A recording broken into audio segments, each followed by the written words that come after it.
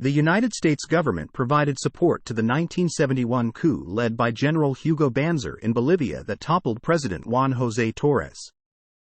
The U.S. government's involvement in the coup was part of its broader policy during the Cold War to counter leftist and communist movements in Latin America. In the late 1960s and early 1970s, Bolivia experienced political instability and social unrest. President Juan José Torres, a leftist military officer, came to power in 1970 with the support of labor unions, peasants, and left-wing groups. The U.S. government viewed Torres's government as moving towards a more radical and socialist direction. It was particularly concerned about his nationalization policies, agrarian reforms, and his government's close relationship with Cuba.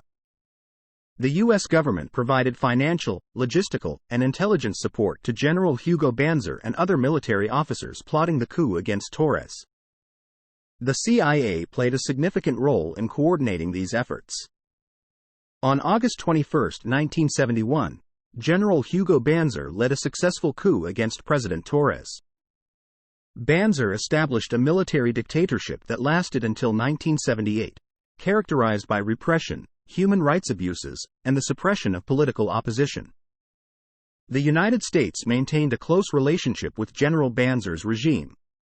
The U.S. government provided economic and military aid to Bolivia during Banzer's rule, considering him an ally in the fight against communism and leftist movements.